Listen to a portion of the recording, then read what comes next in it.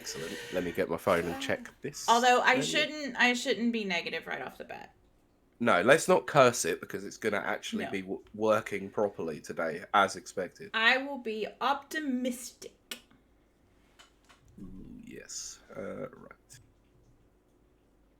So, I apologise to anyone who can hear it. I have got a stinking cold right now. Yeah. So, apologies for the raspiness. Well, I don't have it yet. Have a cold yet. I'm sure I will get one.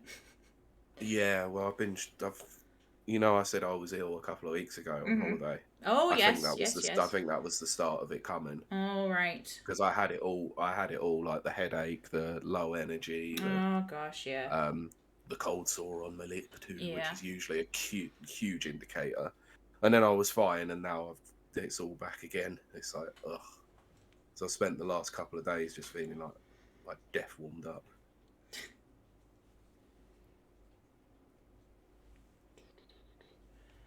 Still an ad Sorry, playing. I'm just checking. I know, I'm checking mine, but there's an ad playing.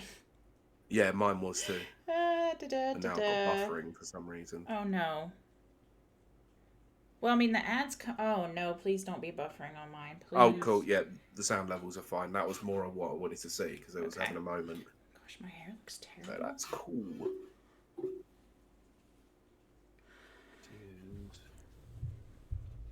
What I will say, for anyone following along, yeah.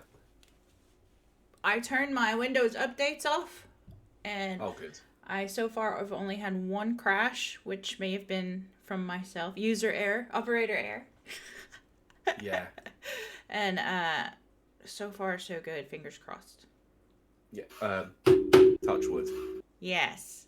My desk is wood, so I don't have any wood around me. I don't know whether that's a scathing indictment of your home furnishing or your romantic entanglement situation. Why not both? Oh yeah, that classic. Yeah. Yeah. Okay. Do you want? At least you could joke about it. Oh yeah, I have to joke. It's either a laugh or cry. Yeah. Oh freaking heck! Where is this? Rebellion. Sorry, I'm citing. So I'm trying to find a source for a story. That's okay. It's not helping when it is literally a YouTube description. I'm trying to make sure my hair is not being annoying to our viewers at home. What? Because it's like in my face. Oh, right. Okay. Bueno, Brent. Howdy, Brent. I will rehash this announcement as more people trickle in. Oh, also, chat, you have 7 minutes. But brilliant. Tuesday, we are going to be playing Warframe. I almost said Warzone, and I do apologize for that. But it will be our belated birthday celebration for Brent because I am an idiot who scheduled her classes on Friday. Well, that's not idiotic. It's only a few more weeks. It's just like it's not like a credit thing. It's a skills thing. Open my skills. Yeah. Oh, and chat, let us know how voluminous levels are. And I'm going to start drinking here in a second. There's updates. Let's see what it looks like on the net. What is this? What is their name? If I could just find out the name of the person, I could find the tweet. That's what she said. It doesn't matter anyway. It's not overly important, if I'm honest. Wow. It's just something that would have been nice to talk about. Yeah. But anyway, just 6 minutes, guys. But we're gonna try and keep this short and sweet today. Yup. That's the way I like them. Is that a scathing indictment of your home furnishing or your romantic entanglement? Why not both? It's gonna be one of those days. I haven't started drinking yet. Okay, now I am. Now you have. Now I'm going to start now. Now that you got that one out of the way. Yes, exactly. Excellent. Oh crap! I might actually want to put the tweet out. Yes, and Discord notice. Why do I have to do both? Because I'm not creative enough. This coming from the person who owns a creative business of creating t-shirts. Creative agency. I think you're the more creative out of the two of us. I don't know. I don't think I have any skills whatsoever. But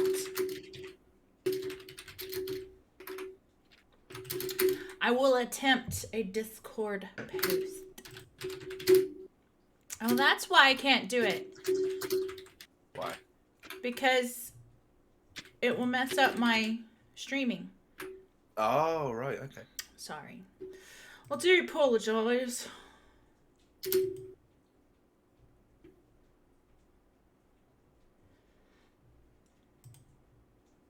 Okay.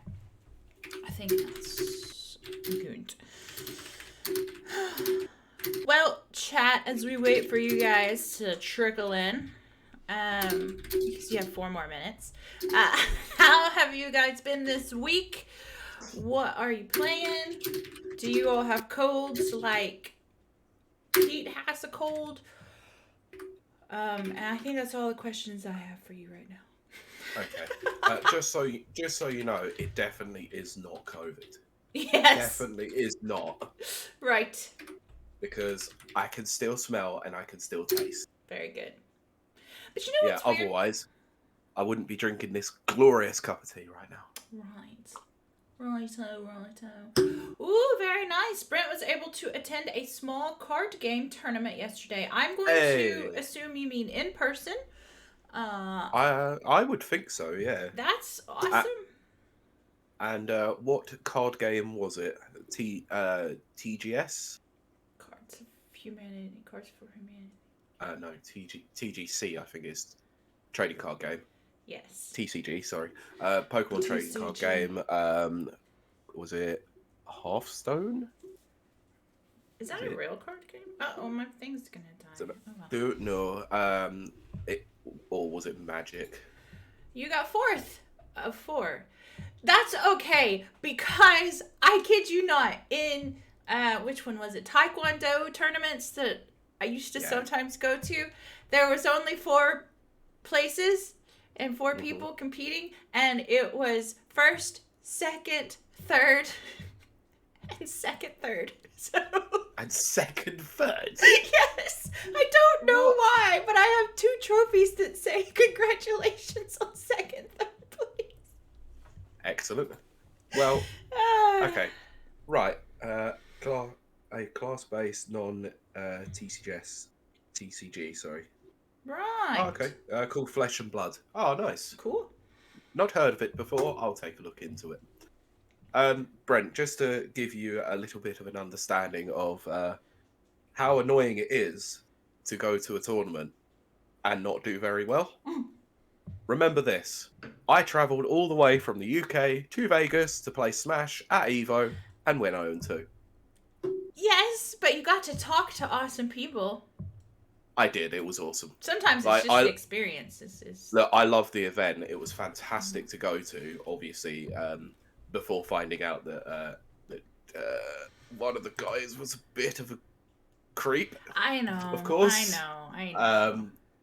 But I didn't know them personally, so I don't care that much, obviously. But yeah, it was still a fun event. Well, take nothing away from the enjoyment of seeing people in real life again. Yeah, absolutely. Because I tell you what, next week.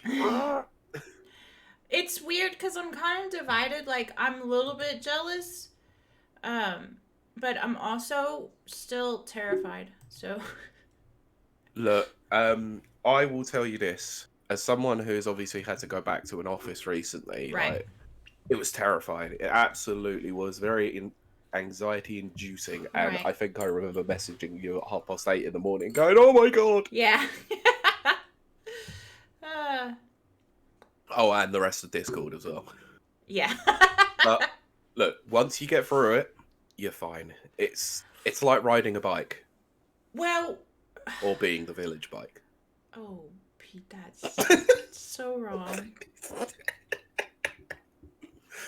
I have one tiny little thing I have to do for my driver's license, and I had to go to town for it, I don't know, a couple months ago. I probably already talked about this, and I just had a freak out because it was so crowded, and I hadn't been around people in like 2 years. Everything, and I have to go do this again. So I'm just gonna have to just go for it. Yeah. So was it that that you have to convert your US license to an EU based or UK based one? UK based, which means I have to do a hazard perception test, which I have mentioned before. And I keep clicking too fast because that gamer moments. Yes, because I'm playing an FPS. That's the thing. I keep clicking when I see the danger on screen, and they're like, "No, kill." You click when the danger becomes the danger, and I was like, "No," or hazard rather. I'm like, "No, but I can see it. I know it's coming. No." So. Yeah, but you don't keep. The thing is, they say on the test itself not to overclick it because you'll get no points for it. Yep. Like the earliest time that you can indicate it, you get the most amount of points for it. Yeah, except you have to indicate it when it becomes a hazard, not before it, like way before it becomes a hazard. Like if there's a tractor coming on this side, you don't click as soon as you see the tractor. You click when the tractor gets to, here, where your car is like here. Then you start clicking, and it's like... But I know that's going to be the hazard when it's up here in the corner. And they're like, that's not the way the test works. No, because it's literally a computer program and computer says no. Computer says no. Brent says, it was fun. And I got the consolation booster pack. Very cool. Hey. That had a mythic card in it. See, that's worth it right there. Excellent. That is always worth it. Mm-hmm. So, yes. Absolutely. Never complain at getting a free booster pack. Okay, I think I'm going to start us. Okay, let me get my backup going. Have you got your backup recording going? I can, yeah. Let's do that. Okay, I should have done that. I didn't. I missed our preamble because I forgot. No, it's fine. I only do it for the actual podcast section now. I'll have a little bit at the beginning. Yeah. Right. Because the thing is, if this doesn't crash, then we won't have that problem, so it will be okay. Uh-oh, I think I've opened the wrong one, Pete. Opened the wrong what? Did you send a thing today? You've got me questioning now. Yes, 97. Where is it? Where did I... In the chat. No, I think I opened the wrong thing. What, you mean last week's one? I think so. Must Excellent. Be. Always good when that There happens. We are. Yes, you'll notice that there is Rumour corner and Rumour territory all week this week. Woohoo! It's a Kiley special. Yes, to which we will preface, these are rumours. Yes. Not actual confirmations like you think. Did you put a message in Discord? No, let me do that quickly. Yeah, and I would. Uh-oh. Pete? This is why they shouldn't have controls at the bottom for your actual conversation. Do you see? This is why. Like, no. So they've got like a mute thing at the bottom when you pull in like Windows 10. It zoomed in on my face on Twitch. Like, press disconnect rather than actually click the window that brought us. Yes, a moron. No, not at all. Fix my hair.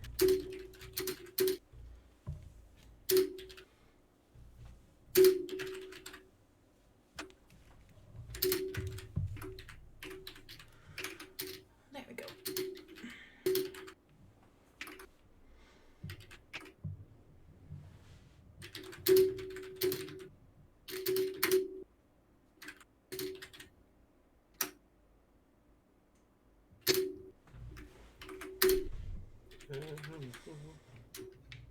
I think you're going to like this one.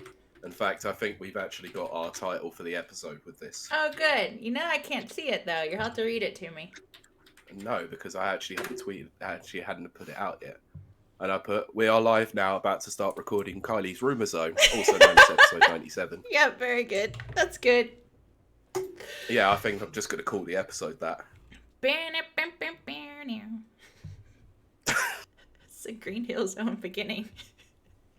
Yes, I know. I'm fully aware of that. Forget that I like Sonic. I like Sonic. I like Knuckles. Yeah. Well, I don't really like Knuckles. Knuckles is a bit crap. But I like Sonic 3 and Knuckles because it's a good game. Yeah. Or game. It's not really one game. Oh, okay. Yes. Okay. I had to follow you. I was a little confused, but you are correct. Yes, because Sonic 3 released in early 94 and then Sonic and Knuckles released in late 94 and they split it up for money. Of course. Everything's for money. Yeah, if they would have just taken the extra 6 months, they could have had the most amazing of packages of all time. That's what she said. No, she didn't. Not saying anything more than that. Right. I have too many games. Too many games to review this week. That's a good problem to have. No, that for me, that's the worst problem to have. Oh, we need to start pretty soon because I want to actually talk about my week and stuff. Oh, I know. Shall we have 3 minutes then? We'll go right on past because I've only just put the Discord message out. So. Yep. Yes, sir. Right. So, what games have you got to review this week, Brent, or this month? I'm interested. And are they all for rapid reviews, or for a mental health gamer as well?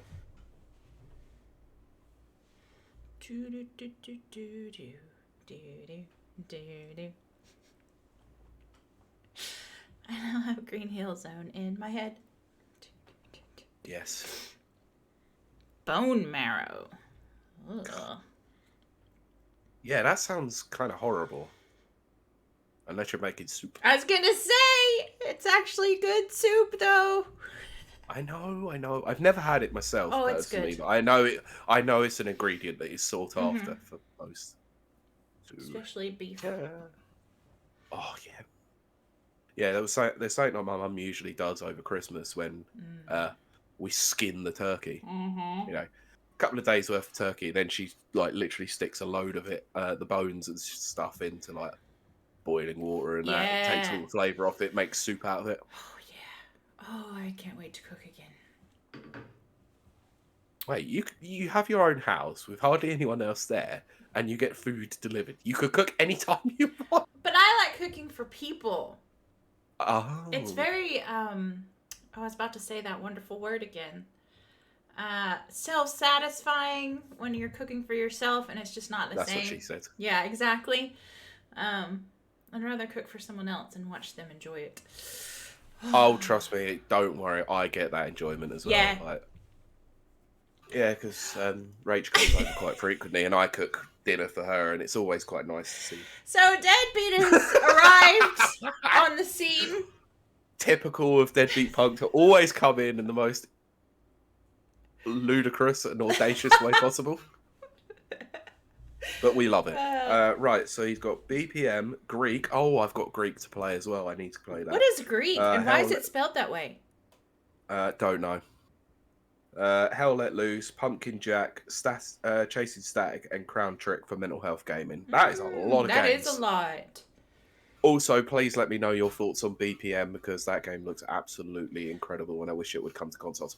I'm pretty sure I would like it. But I'm not. Yeah, I really, really want to play it, and I'm not like a massive sort of like roguelite sort of person.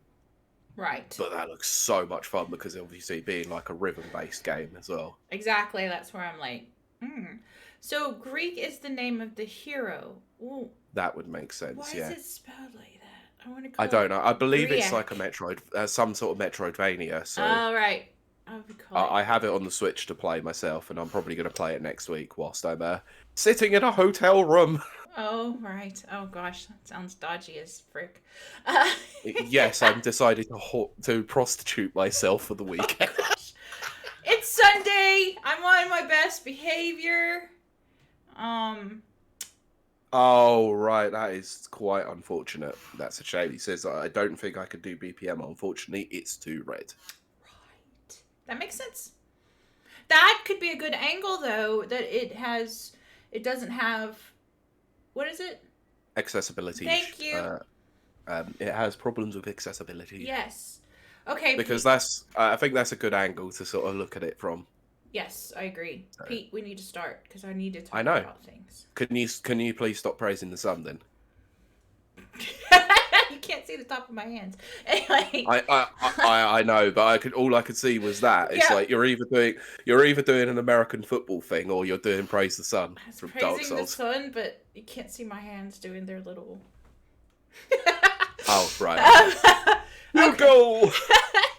All right, count me in. I'm starting to sweat. Why? It's cold. Why am I sweating? Oh, because I'm drinking. That's why. Yep.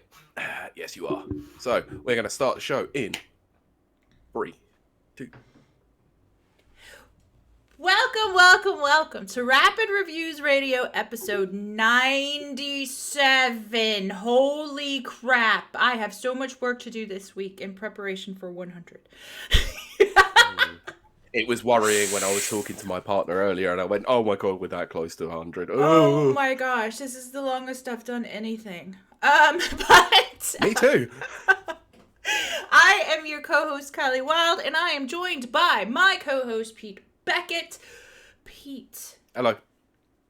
I was going to say hello, and you already did that. So, how's your week been? It's been good. Unfortunately, I am under the weather a little bit. Yeah. Got the cold, not the coof. Yeah, I have still managed to complete a full week of work, both at the office and at home. Very good. I also dragged my sorry butt out of bed at 4:15 yesterday morning to go and play a 7 o'clock round of golf with my dad. I mean, I think that's great, the whole bonding time and thing, but like... Well, yeah, it was great, and also one of his friends from work was there, and he's a nice bloke as well, so... That's when I go to bed. It was fun. It was just 4:15. Oof. That's my bedtime. Yeah, it's usually around about the time where I start staring for the first time in the morning. But yeah, to actually drag my butt out of bed at 4:15, have a shower, and leave the house at 5 a.m. not fun. But hey, thank you. It was enjoyable. I enjoyed myself, and we managed to get through the entire round before it rained. And yesterday, if you know anything about the UK, it was torrential. It was, and yeah, and it was fun. Would you like to read Deadbeat's comment? I went. Oh my god. No, I'm not reading that. It's Sunday. No. I will read it. I went swinging with my dad's friends too. It was not enjoyable. Deadbeat Punk said that. Oh my gosh. Oh gosh. So anyway, moving on quickly. How was your week?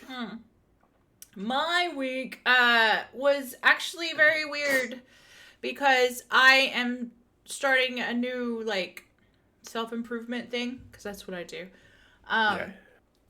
And then on top of that, I discovered that I might be obsessed with breathage. And so I will be finishing that up shortly. Did we discover at all whether or not it's breathage, or breathage? I still don't know. I like to say breath edge. Well, I think it is supposed to be breath edge. Aha, you said breast.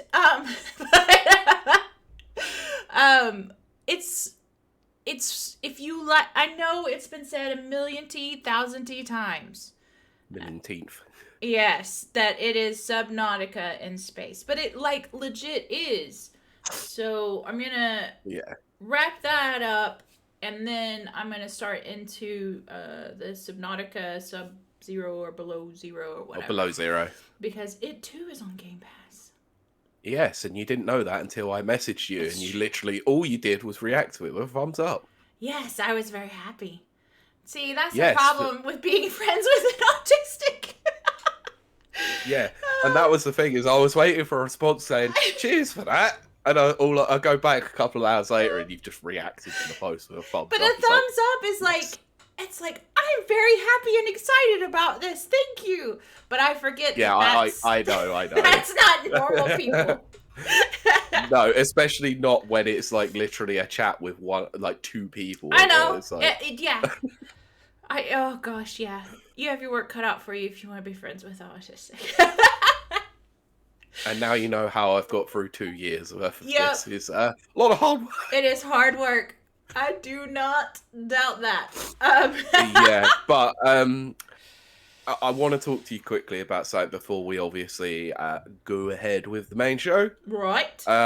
Because we're now into the second week of the Halo Infinite beta.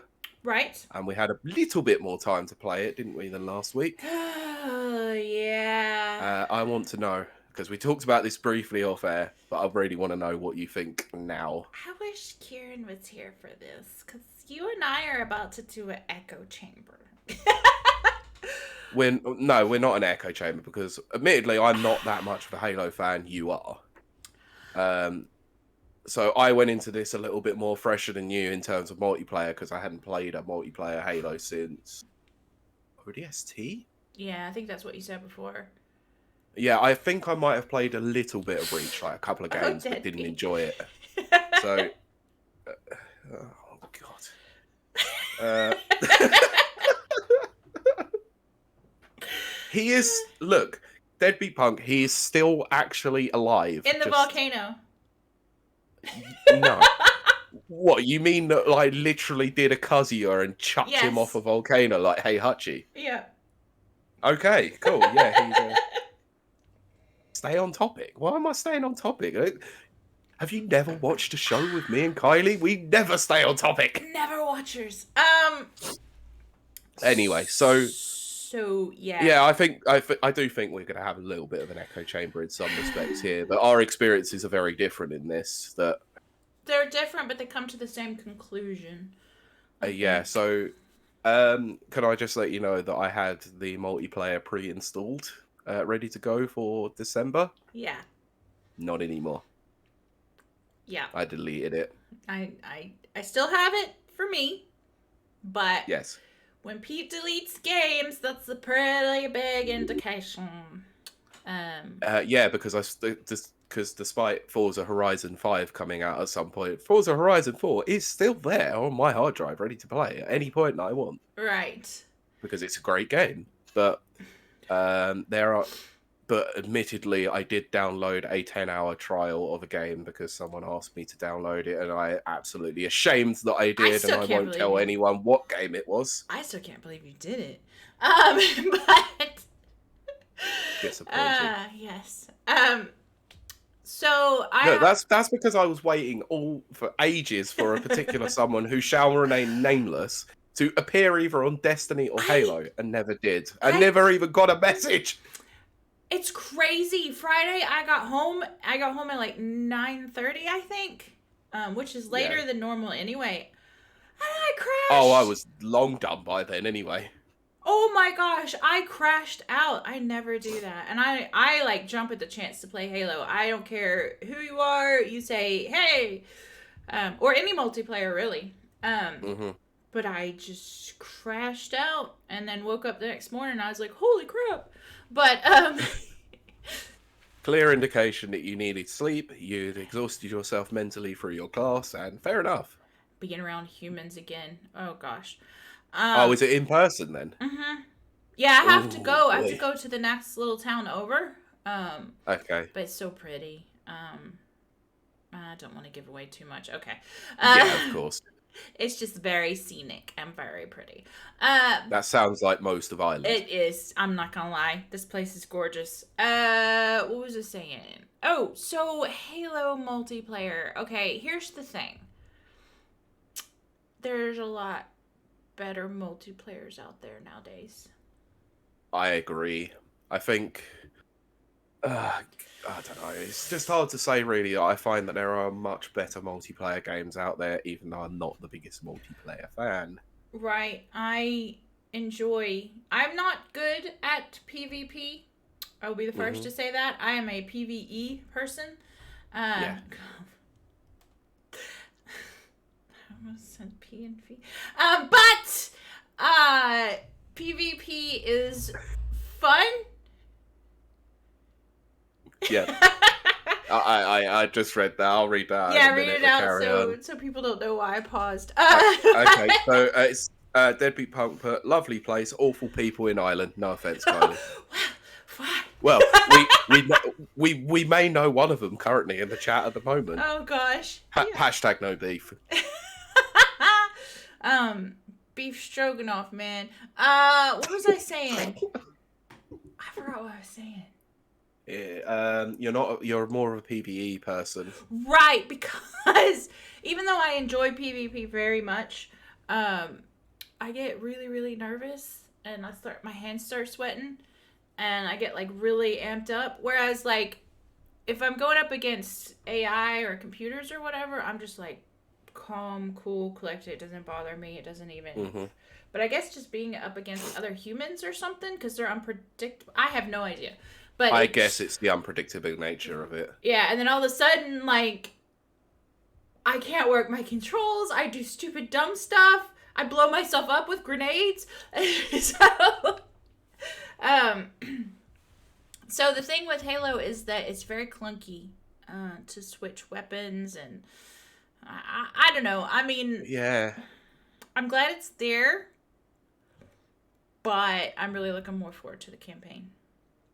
Me too. Like, that I'm more of a single player sort of person anyway, so I'm quite interested to see where they go with this one. Mm-hmm. I've always maintained that ever since we saw that initial story reveal of it. Right. That despite how bad it looked at times, like visually, Craig, I was interested to see where the story was going. Craig is a beautiful, beautiful person. Let's not talk about Craig, because Craig's the best part of it, let's be honest. Craig is an angel. Yeah, because the amount of memes that have come out of the glorious. But I have some issues with the multiplayer itself. Like, I don't know, like, what half of what I'm doing in it, if I'm honest. Like, big team battle is just too big for me, if I'm honest. That's like, what she said. Increased it to, yeah, okay, 12, like 12v12, like is 12v12 is a lot. That is a lot. Yeah, and the maps are just too massive. Like, and then you just don't. I could see it. See the look on your face. Like everyone's just. It feels like Battlefield to me, where like it's literally just a race. That's what she said. No, it's It feels like Battlefield in the fact that it's literally a race to try and find the best vehicle possible, and then you win. Yeah, well, see, that's the thing. And after, it just doesn't. I just don't tend to enjoy that kind of thing.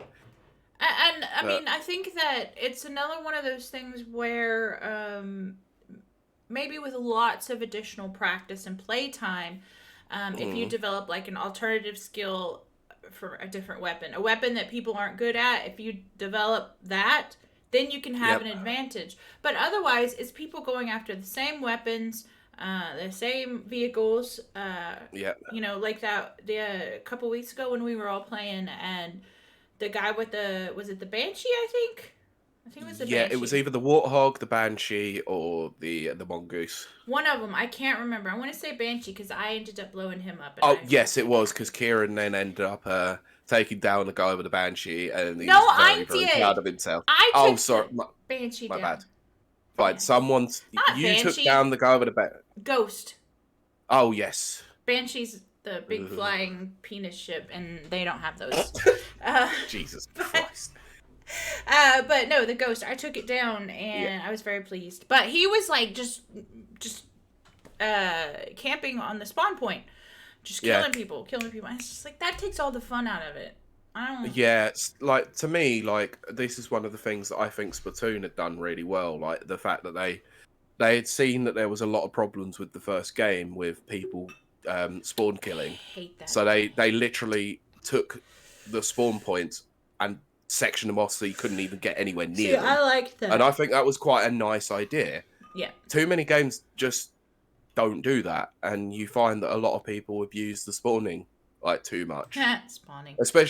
Especially when you know, a particular team is massively in the lead. Right. I will say that I was playing some Iron Banner this week, and there was a lot of spawn killing there because there's no real way to block that off because they have you spawn near wherever, like, whichever flag you control. Yeah. And so people were just picking us off when we still beat them. We still beat them by a lot. But I hate that kind of stuff. I hate. I was gonna say cheaters. That's not really cheating, but I don't know. It's not cheating. It's just not honorable. It's unsportsmanlike. Let's say. I like honor. And Brent's enlisted does that too. Sections off the spawning stuff. I guess so. Yeah. Like, it's I don't know. It's just a bugbear of mine that obviously, like, games just can't seem to work out, like, how to not stop spawn camping and stuff like that. And I'm not gonna lie, I'm gonna be very, very honest. On 2142, yes, I used to spawn camp, but it's because I was really bad at PvP, which I'm still really bad at. Yeah. It's just like it's so nervous. Yeah. Anyway, we should. I'm interested. Well, I'm interested to ask a quick question because you said about PvP, like, makes you a bit like nervous. Yeah. But PvE is fine. So I'm interested to see what your opinion on Gambit is in Destiny 2 then. Weirdly, and I've been taking screenshots, I'm really good at Gambit. I can't believe it. I think for me, what the best part of that probably is for you is the PvE element rather than the PvP. Like, I guess that when an invader comes in, you, like, proper panic, don't you? Yes, when an invader comes in, I try my best to shoot them. I did take out a couple this week. Like I said, I took screenshots just so I could, like, I was gonna, like, prove, and I was like, why? Who do I have to prove to? You know, but prove it to me. But it was like Gambit's a very, very strange gaming mechanic that Destiny 2 uses that I've not seen. I don't know how to compare it to any other multiplayer mode. I believe that PvE versus PvP PvP is an actual thing in some games, but not loads. It's kind of a niche. It's almost like Firefight in a way. And like what, sorry? Firefight, which reminds me, I'm really, really good at Firefight, which is PvE. Similar thing, yeah. Yep. It's kind of like Gears of War's Horde mode and stuff like that. Exactly, and like there's a zombie mode and some other stuff. What you mean zombies in Call of Duty? Is it zombies where they keep coming? Yep. Okay, yeah, that's it then. Yeah, so I turned out to be good at Gambit, and it's not even that fun, and it sucks. I carried my team, like, twice yesterday. Like, not just carried, like, I got the medals for having scored the most points type thing. Yeah, Brent says, I like those co-op wave modes, too. Yeah, that, I don't know why. Again, I guess it's just, it's very weird. I don't know why I freak out so bad when it's PvP. I just always have. Yeah, trust me. Like, especially when you're playing like a battle royale or something like that requires you to be, you know, on point an entire game. Like, I always found that, like, when I get to like the ending bit and you're like one of the few left, like my hands are so sweaty. My heart's like pounding, and I'm just like, ugh. But we should probably move on. Yeah, but it's part of what the week's been like as well, if true. I'm honest, because it's been a big thing this week for a lot of people. Sweating to death, and it is not even warm. Oh, I know. It's because your computer is turning that room into a sauna. And this. I'm going to turn my fan on. Let me know if it's too loud. Okay. Can you hear it? No. Excellent. But I guarantee that it'll come up in a backup recording. Oh, no. Don't tell me that. No, it's fine. Keep it on. It's fine. Because it might not turn. If I can't hear it in my audio backup, it won't turn up. Okay. And I'll turn it off soon anyway. But yes, we should. So. That's how it feels. Oh, Brent. Okay. Deadbeat says it's audible here. No! And then Britt says I barely hear it. Yeah, but we know that Deadbeat Punk likes to stir the pot a little bit sometimes. I think you tell the truth about that. Really? I guess. Really? See, I'm too optimistic. I'm too nice. You are, yeah. Whereas I think, no, I'm not even gonna say it. Oh gosh, like I said, hashtag no beef. Deadbeat, I enjoy good audio. It's see, now that's my thing. Is yeah. Oh. I'm on my soapbox right now. Yes, I'm going to make a point now. No, I know some, quote, audio files. I cannot get on board to what you guys hear. I can't. I just, like, they picked these headphones out for me, like, 5 years ago, and these are great. I don't know anything about them. Yeah. And they'll, like, pull up a file, usually, I think, Monkey Island, and then they'll say, like, listen to it in these headphones. Okay, listen to it in these Gratos or whatever. Listen to it in these. I don't hear any difference. See? Ever since starting this podcast, I've become massively more in tune to audio files, so this is, like, no offense to Kieran or anything, because he was running the most basic asset that you could get. Well, but literally, his files literally had a fuzzing in there because of his laptop. And it used to annoy the pee out of me, to be honest. I just don't notice those things. And then, which is also weird because as an autistic, I notice, like, I can hear my lights buzzing or whatever, you know. I pick up, like, sounds that nobody is aware of. But when it comes to audio files, I just can't, I just don't know what the heck y'all are talking about. Like, there's the same person that picked these out. They won't let me send them just MP3s. It has to be, like, FLAC audio, raw something, I don't know. And I'm just like, that's too much work. That's too much effort. Anytime I've got anyone to send me an audio file, it's always WAV, because WAV is the best way to send anything like that. In commercial ways, of course. Right. But I'm now annoyed, obviously, because of the Spotify and other platforms issue that we now have to export this as MP3, and it's rubbish. I know, but they're smaller files, so. They are smaller files, so it means we can get it out a little bit earlier. And we went off track, Pete. Welcome back to the first couple of episodes of our podcast. That's what Kieran did. He kept us on track. Darn it. He did. I think we need him back. Kieran, come back. He won't, but we do. No. Okay, so I'm going to let you tackle this story first, because we've got 4 news stories here. Like I said, we're going to try and keep this as brief as possible, because we'll tell you why later in the episode. But you brought this to my attention. I did see it on Twitter about Bandai Namco. Yes. I think everyone's seen that one. So, do you want to tell people what happened so that they're up to speed in case they haven't? Well, in case you've lived under a rock, like Patrick Starr, Bandai Namco revealed at Tokyo Game Show that they are changing their logo next year, and they posted what they changed their logo to. Now, we've all seen it, and we know what their old logo looks like. What, Pete? Yeah, Bandai Namco's logo is absolutely classic. Very classic. Very identifiable, which is, okay, now let me get into the reason why I brought this up. Yeah, I agree, and that's the thing, right, is every time, they used to do announcements for Tekken characters, and you'd see, the feet, and then the logo, you knew straight away, what it was. It was come on, this is so iconic. And see, I'm a graphic designer, and have been one for a long time. Very long, ridiculously long time. So, there's things like color theory and all this kind of crap that you learn.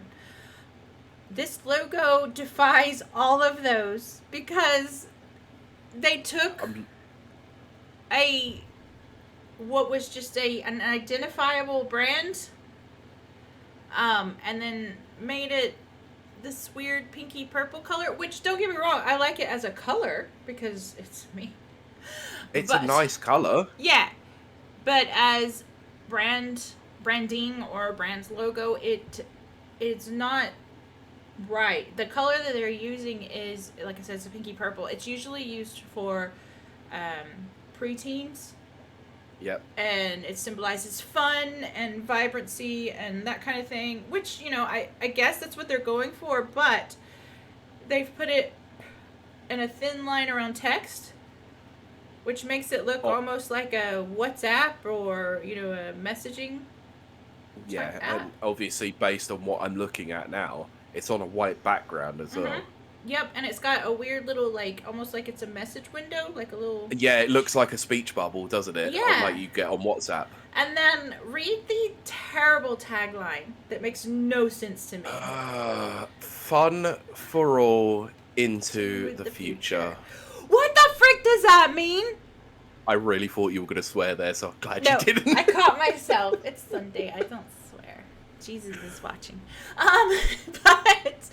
Fun for all into the future. What does that mean? Is it not fun now? It'll only be fun in the future? They have two taglines, and they've smushed them together.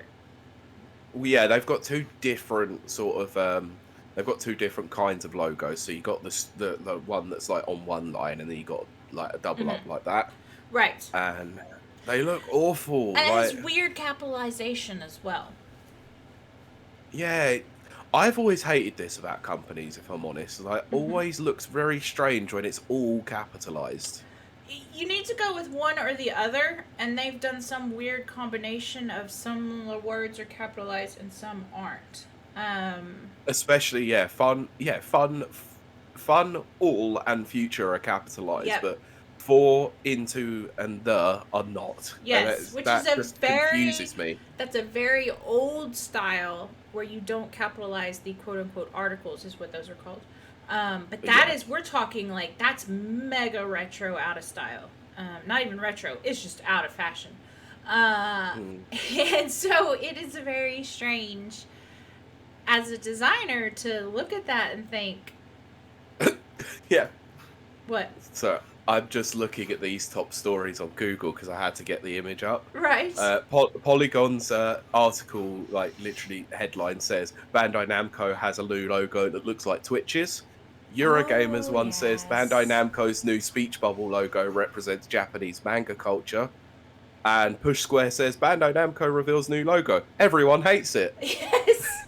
I mean, the thing is, everyone hates everything anyway when something new comes out, but this is it's so far from the original that it's uncomfortable, because I think what you learn in branding is that brands need to feel comfortable, they need to feel stable, they need to give you a warm fuzzy when you look at them, and also they need to stand out. Yeah.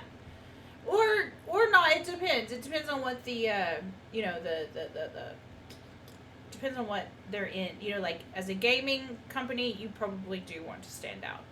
Well, I think the thing is with any company, really, that your idea is that the logo is impactful and you could spot it from anywhere. So you look at the circle with the phone in it, straight away that's a WhatsApp logo, and it's that's recognizable, it's distinguishable, and you can't confuse it with anything else. Right. Nintendo's with the Nintendo and then the circle round it. That's iconic. That's their thing. Yeah. And Bandai Namco's used to be obviously the circle, the circle, and then the what looks like a weird triangle. It's like an arrow on top of the circle. Yeah. But it's yellow and orange, distinctive colours. They stand out, and like I said, you know what it is straight away. And the fonts. This one looks like it could be anything. Yeah. It could be anything, and that's what obviously Polygon has said, and I don't think it's quite to the same fervour of what they're mentioning there. I don't think it looks exactly like Twitch's because they have that small icon that is more their thing. No, exactly, and Twitch is a talking platform. Bandai Namco is a gaming development thing. Yeah. Publisher. So, it's just strange. I just don't seem to understand it. Yeah. And it was fine. It was modern enough. I don't know why they changed it. But maybe to get the millennial crowd, or not the millennials, We the are Gen the Z millennials. crowd. I know, I meant to say that, sorry. Maybe it's more appealing to the Gen Zers because they look at that and they go, old logo, that's been around for like 20 years. I did see someone say that it's because everyone's streamlining their logos for phone mobile. That's a dumb thing. That's a dumb thing. You don't need to do that. As a designer, I'm sitting here telling you no. No, it's absolutely ridiculous. But I also say, if that's what you want, I will design it that way. Pay me money, I'll make whatever. Well, yeah, but if you actually want a logo that's half decent, stands out, and makes an impact, then don't do that. I once worked for a moderately known guy, and his logo was terrible. Yeah. And he was like, can you make this? It was like an old JPEG from years ago, whatever. He's like, can you recreate this but in a higher res? And I was like, oh yeah, no problem. In fact, I'll do a few improvements to it to make you look more professional, because this is a professional guy.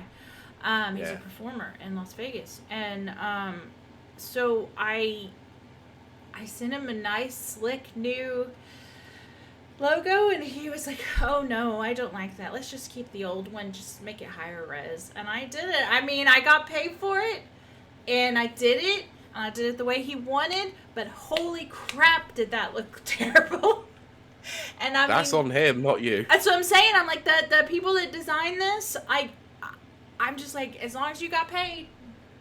They probably won't put it on their portfolio. I don't put mine on my portfolio because it's like, it's like you want people seeing and going, yeah, I go like this. So, fair enough. But yeah, Bandai Namco, terrible logo. Not a fan, let's say. Yeah. So we'll move on. I wanted you to bring that to the forefront because being a graphic designer yourself. I had to do a rant as a graphic designer. Oh yes, of course. So we are now going very firmly and very quickly. Don't say it. I didn't even see your face there, and I knew straight away that you into the rumor corner, the rumor mill, kind of rumor zone. Don't know what you want to call it. I can't call it the fantasy zone because that's been taken from elsewhere. So, goodness. Yeah. So, but the next 3 stories we've got are all conjecture and rumor, and they're not official. So, despite how much Kylie wants them to be real, they're still rumor only. But so take it in my defense, I have shown you the articles, and they are very manipulative. Is that the right phrase there? They are. They're not. They use bad language. They're not as forthcoming with the fact that these are rumor mills rather than actual direct confirmations, because it says. So I'll go with the first story that I've picked out. It says sources, and this comes from VGC. Yes. Sources: Destruction All-Stars Studio, Lucid, handling Twisted Metal revival. A new game is in early development and planned to coincide with TV series. Sources claim. So they haven't prefaced this by saying rumor. They've made it look like it is an official confirmation, which I don't like that. I know. It's quite manipulative, like you said. You can see how I fall for these things. Oh dear, what has he said? I need to see. Kylie's Corner of Creation. That was by Deadbeat Punks. Yeah, there you go. So I will read through the story because obviously I've got it open here. So it says PlayStation has handed its Twisted Metal series revival to Destruction All-Stars developer Lucid Games, sources have told VGC. According to the sources, the new car combat installment, which by release will be the series' first in over a decade, has started early development at the the Liverpool-based studio. One person with knowledge of Lucid's planning suggested that the revival will be built around a free-to-play model, partly in response to Destruction All-Stars' last-minute transition from a premium game to a PlayStation Plus title. The release is planned to coincide with an upcoming TV series in 2023, we were told. Now, I'm not reading any more of the story because I think, other than that, it goes into basically the same crap all over again. Yes. So, yeah. So, just a rumour, obviously. But how do you feel about this? I want it to happen so bad. I have said this so many times. I spent my, like, complete adolescence just Twisted Metal Black playing it over and over, and the soundtrack was amazing. It was banging. I cannot imagine what they're going to make a TV series of. It's very strange because it is a destruction derby, or as you guys say it, derby, type game. So there's no like story or lore. I mean, there's a little bit of lore with each character, but I mean, there is. I can't remember overall, most of the characters just apart the from clown. Sweet Tooth. Yeah, Obviously. I was gonna say just everyone remembers the clown. But there's like I remember Sweet Tooth because he was a lady. character in PlayStation All Stars Battle Royale. Oh, okay. Oh goodness. Well, he was definitely my favorite to play, but because his ice cream van was like awesome. I mean, it is awesome. It is. There was another one I played with. I think he was like a punk guy, and he had just really good missiles on his car. Anyway. Yeah, I can't remember which game that was. I've literally only played Twisted Metal Black, so. Well, I had all of them, 1 through 3 and Black. Because I'm not kidding, the soundtracks were amazing. I have heard that, so it was always Blink been interesting. 182 was even on one of them. Wow. Yeah, I know More Human Than Human was on there from White Zombie. Okay. Because that's how I've discovered it. See, Brent says backstories of the characters. That's the only lore I really remember. So they'll have to, like, that's gotta be what the TV show is gonna be about. I reckon they might. Maybe they'll do it like a Fast and Furious type thing. Oh my gosh, it's about family. I hope not. And Corona. Don't get me started. I've been listening to something from another podcast. Oh dear. I might as well shout out. Modern Escapism have been doing a run through of the Fast and Furious series, and it's really funny, honestly. But oh my God. they've ripped the first 2 movies completely apart. It's really funny. Look, the thing is, like, I know we're getting off track here again, but again, Kieran's not here. Haha, mice will play. The Fast and Furious movies are guilty, fun, pleasure. That's all they are. You know? They're also bonkers, completely stupid, over the top, ridiculous, and terrible stories. That's like the show. If you follow my Twitter, and I don't know why you do, but if you follow my Twitter, I'm completely obsessed with this Chinese show, and it's, what is it called? Word of Honor, because I'm crazy about honor, so I clicked on it. And it is so over the top. It's so, you have to suspend your belief and all that kind of stuff, but it's so fun. It's just fun. That's what it comes down to. You know how that one time we talked about the, like, Deathloop is a video game because it's just a video game. It's fun. Yeah. There's no substance. There doesn't need to be. That's how Fast and Furious is. It's just fun. It's like chocolate candy. Oh, I love chocolate. Oh my gosh. I really disagree after watching all 8 of those movies recently. They are just absolutely diabolical to watch. Oh my gosh. But see, I'm the type of person, I love to watch The Room and just laugh my ass off. I mean, my butt off. No, that's a movie that's so bad it's good because of that reason. The Fast and Furious movies are so bad they're bad.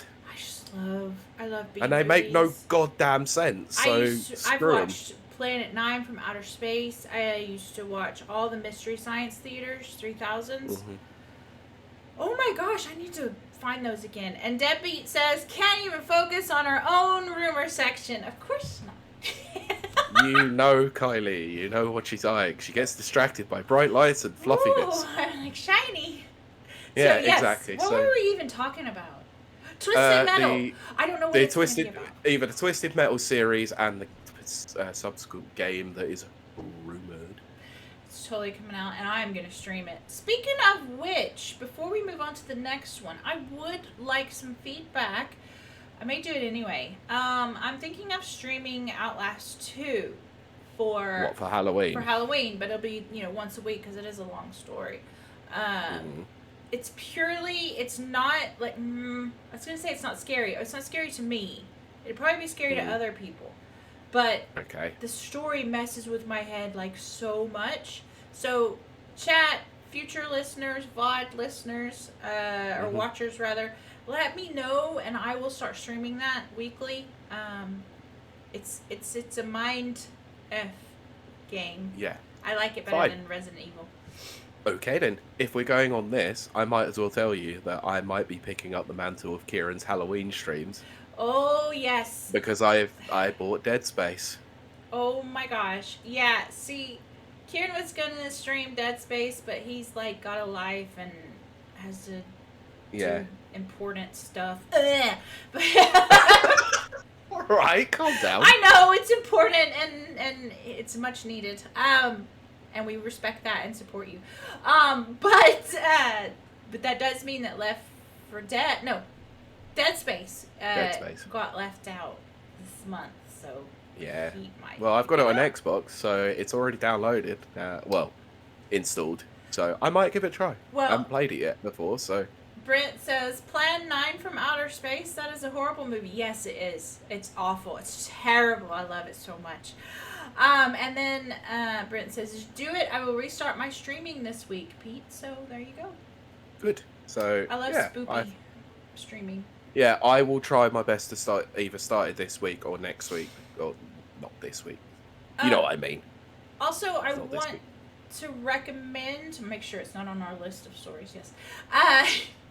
I recommend this every year. I'm going to do it until the day I die.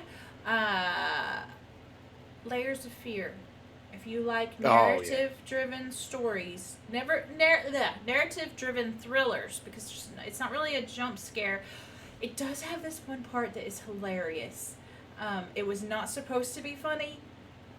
Oh my gosh, you will find tons of YouTube videos about it. It is hilarious. But Layers of Fear 1 is a very good Halloween-oriented themed game to play if you're looking for something spooky. Ooh, Brent says maybe I will stream Layers of Fear. Yes. I think you should. Yeah, it's really good. It's really good. Let's get back to Twisted Metal quickly because back on track. So let me ask a question. Do you believe this is real? I do because I want it to be, if I'm honest. I want it to be real. But I also think that there's a lot of nostalgia, with millennials and Twisted Metal. They'll make a lot of money. They need to do it. Okay. But why Lucid? That is the strange thing that I don't quite understand. I mean, Destruction All-Stars is pretty close. I think it's as close as you're going to get to Twisted Metal. Right. I don't know who did Carmageddon, but, Oh my god, who did do Carmageddon? That's too far back. Like Deadbeat says, what else are they doing? That's a good point. Counting that lack of money.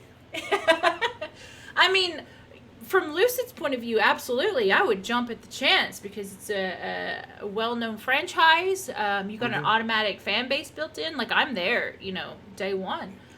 Yeah, of course, but it's also, like, quite a stumbling block if you get it wrong. It is. It's a huge stumbling block. Yeah, that's the problem with, like, established IP sometimes, is that if you're not the original developer, then people might not embrace you as, embrace your game. 3, 4, yeah, 3. that's my point exactly. Exactly. Yes. The gatekeepers of the Halo franchise who keep screwing it up. Yep.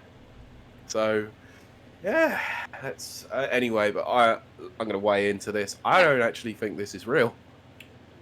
You think it's just really PR for the TV show? Yeah, I think this is PR for the TV show. Also, it's been a long time since a Twisted Metal game has even been on the forefront. And let's be honest, the last Twisted Metal game did not sell particularly well, which is why it went into the deep recesses of Sony's vaults for a while. I don't even know what the last one was. I didn't get anything after Twisted Metal Black. Exactly. So, it's not been a huge sales thing, huge sales juggernaut like they probably expected it to be. Right. And bearing in mind that Sony's output nowadays are narrative-driven, third-person action-like games. Yeah. Where they do try to diversify sometimes with things like Destruction All-Stars. I just don't know if there's a market for a Twisted Metal game anymore. But have we not mentioned before about PlayStation getting in on the esports? Don't mention that one because we're coming to that. Yep. Esports type thing, with their own IP. I can't see how they would make Twisted Metal an esports game, though. It could be. It has potential. I mean, it depends on what they do with it, but what customizable vehicles, like different outsets, but different maps, if different a lot of tracks. Yeah, but if this is the thing, like you want to make this an esports game, you can't have the established characters in there, which is half the property. But why couldn't you have the established characters? Because isn't that like Smash Brothers is established characters? Very, very different style of game, though, isn't it? Consider it like, and I don't like to mention it, Fortnite. You have a very basic character that you make your own. Like, otherwise, you're literally just going to have matches of everyone playing Sweet Tooth or everyone playing like someone else, and I don't remember character names, so I can't tell you who. But you know what I mean. Pete, do you want to read chat? Right. I'm not reading the top one because we're getting to that. Arc System Works let loose in Mystical Ninja. Oh God, I'm not even. He's put the eggplant emoji, or aubergine as we call it over here. Oh yes, aubergine. I forgot. That's what you guys say. Yeah. Maybe if you stopped wandering off topic and got through these rumours, we could be wrapped up in 30 minutes. But isn't this half the fun? Karen, please come back. Anyway. So yes. Yeah, we'll move I think on to the next one. Yeah. We will move on to the next one because it's so lovingly been put in there in the chat by Deadbeat Punk. We will cover it, and the fact that we have to go back once again to VGC for this one. Yep. VGC, the rumor mill this week. I was gonna say they report on rumors like crazy. A lot. Yes. So Konami is set to revive Metal Gear, Castlevania, and Silent Hill. The Japanese publisher will reveal major projects after a period of relative quiet. Relative quiet meaning re-releases of games and the terrible, unashamedly, terribly ridiculous money grab that was Metal Gear Survive. Oh God. Yes. Konami, I'm just going to put this out on the forefront right now. Konami just should not make games anymore. They have great properties, iconic properties, but they just shouldn't make them. They should license them out to other people to make. Yeah. But I think that might be a thing in the article, so let's carry on. Right. So, I'll read from the article on VGC. Konami is set to ramp up its premium game development with new installments and remakes for its biggest franchises, including Metal Gear and Castlevania. That's according to publishing sources who spoke to VGC anonymously because they didn't have permission to discuss their projects publicly. Wow, what a surprise! Or they were lying. That is also true. Konami's premium games output has slowed down significantly in recent years. The last Metal Gear was 2018's critically panned Metal Gear Survive, while the last mainline Castlevania release was 2014's Lords of Shadow 2. So really, 2014? In the past decade, the company has arguably grown a bigger reputation for its pachinko gambling games than its premium PC and console releases. Yep. Yes, they do. So, however, following a restructure to the company's gaming division... God. Let's start again. Someone can't read today. However, following a restructure to the company's game development divisions earlier this year, Konami is now focused on bringing back its biggest brands to the premium game space, VGC was told. The first of these titles will be a new Castlevania game, which sources described as a reimagining of the series currently in development internally at Konami in Japan, with support from local external studios.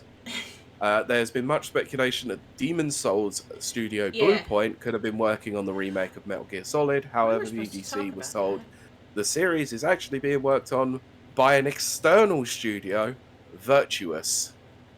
I don't know what Virtuous is. I think we've talked about them before, but I don't recognize them. Let me get on to that. Established in 2004, Virtuous is one of the largest game developers in the world and focuses on supporting the development of major AAA games or bringing existing games to new platforms.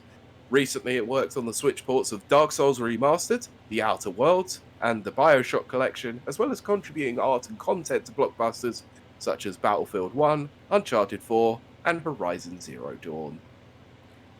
Well, I have nothing to say to that.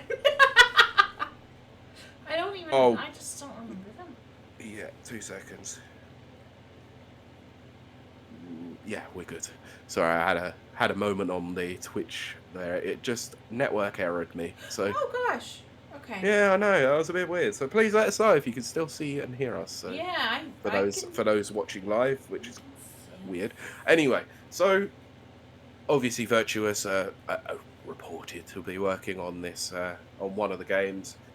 An internal studio at Konami are working on Castlevania. There's talk later on in the report about Silent Hill, but I cannot be bothered to go into that one at all. I can't wait. So I want to know your opinion on this. Should Konami take things in-house and start making games again? Should they license their properties out to external studios? Or should they just sell their properties off? Now, this will seem very strange coming from me, a person who believes in in-house everything. And that is, I think they should sell their properties.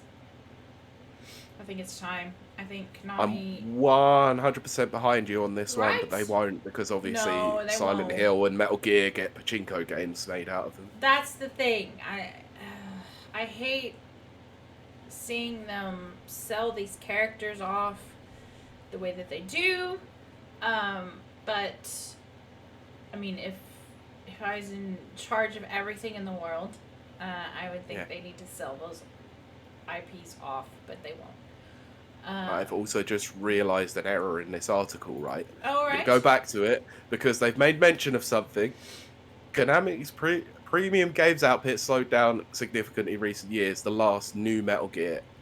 Right, so they talked about the last Metal Gear, last Castlevania, but their output hasn't slowed down that much, because they make mention of it in the article with a trailer for Super Bomberman R that nobody ever talks about.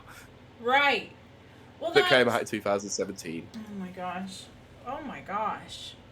Sheesh. Yeah, I know. Yeah, they have massively slowed down their output, but yeah, it's just funny that they didn't even mention like that they have a trailer for it in their article. But they have such a legacy. I hate to see it turn into this, but I mean, you know. Also, I hate that Konami actually held on to the Bomberman franchise after Hudson Soft closed.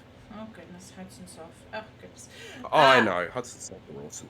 That's another show entirely. But oh yeah, we could literally talk about dead or defunct companies in a massive way. Yeah.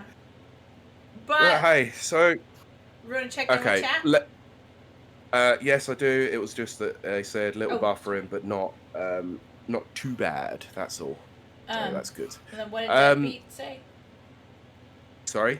Deadbeat said something. No, that was literally all the stuff beforehand. Oh. Unless, obviously, I had the network error and can't see it. Nobody cares now, Mystical Ninja? Oh, yeah, I can't see that. Oh, okay. So, yeah. Right. Okay, now you're saying about them selling their IPs off. Mm-hmm. Okay. So, interesting thought exercise here. Mm-hmm. who should get each respective property then? And who do you think's the best fit for it? So, sorry, just bear with me. I'm going to mute my audio because you don't want to hear this. No, I don't. But as Pete expels bodily fluids, it's silly and seems too obvious, but Metal Gear Solid should go to Kojima's studio. What? What? That would be the biggest middle finger to Konami of all time. It would. It would absolutely 1000% be. And, I live for that. Yeah. Also, right, let me mention this because there's a person I spoke to on Twitter posted a screenshot up of Death Stranding Director's Cut. Oh, gosh. Yeah. And I'm not even kidding. There is a section where you climb a ladder for a long period of time. I just can't, guys. Come on, that is the biggest Metal Gear references. Like, he's put so many in them. Oh my gosh. But, and then Silent Hill should go to Capcom. God damn it, Ben Deadbeat. Oh dear. Oh, we're a family-friendly show. Are we, though? On a Sunday, we are. On a Sunday. We can't read out Deadbeat's comments, so just use your wildest imagination. Wildest and dirtiest imagination. Yeah, well, I don't think Kylie helped it by saying about excreting bodily fluids. Yes, I did that on purpose. I know you did. What is it? Castlevania? Now, ooh. Castlevania, that's a difficult one. That's a doozy. Yeah, because I would say it needs to go to a Japanese studio, but I don't really know any Japanese studios anymore.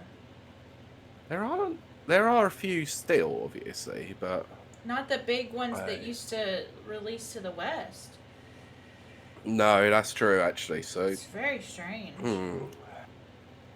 Okay, Silent Hill then. Oh, I know. No, I know who Castlevania should go to. Square Enix. Kojima Production. Never. Please never allow that to happen. It'll be turned into.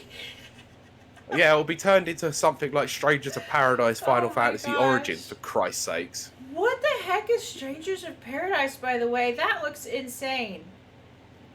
That was the game that was revealed earlier on in the year where everyone was taking the mickey out of the dialogue saying, we're going to kill chaos. I don't know why that went over my head, but I watched someone posted up a little scene from it, and it's so over the top. It's crazy. Now, this is the one.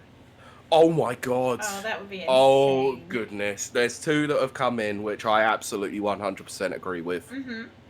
Brent has put the studio that did Bloodstained. Right. Which is essentially, it's basically Symphony of the Night. It is, yeah. That's a good point. Very good. And Deadbeat Punk has put Capcom Castlevania Cross DMC. Oh my goodness. Gosh. Good old Devil May Cry, I forgot his name. What's his name? Dante. Thank you. Well, you've got Dante, Nero, Virgil. Yeah, I know, but Dante's others, but yeah. Dante's the main one I'm thinking. Yeah, not unless you're talking about the Ninja Theory one. Oh, which nobody talks about that one. Not in a million years.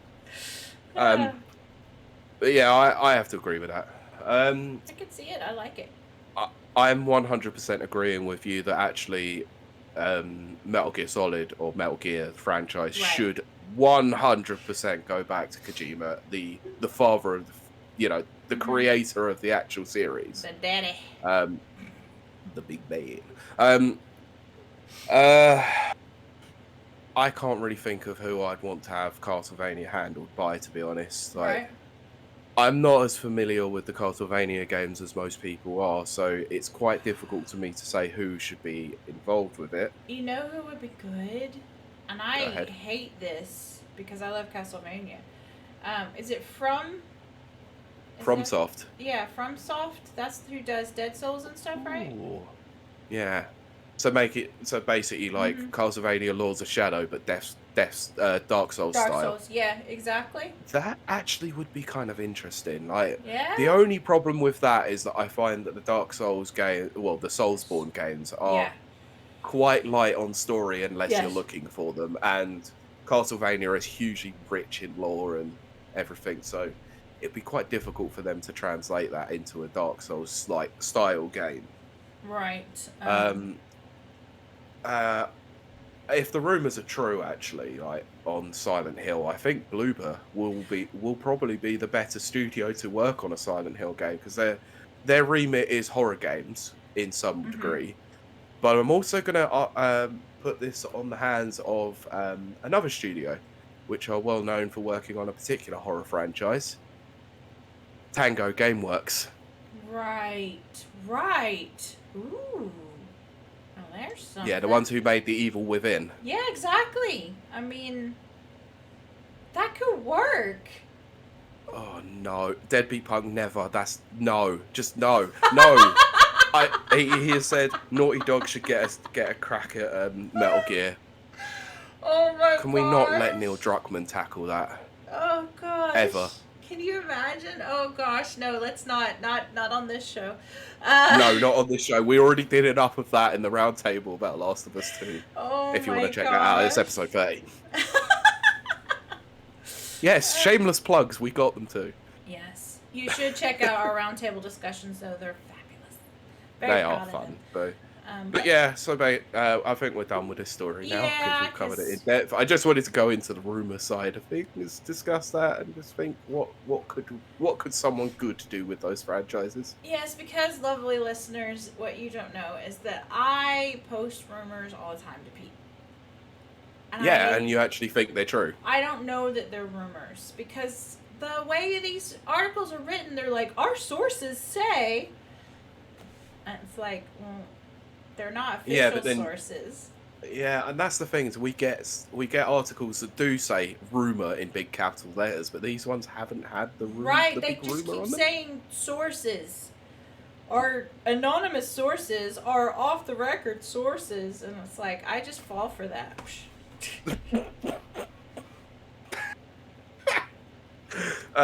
Deadbeat Punk put, kill Ocelot with a golf club. Oh gosh.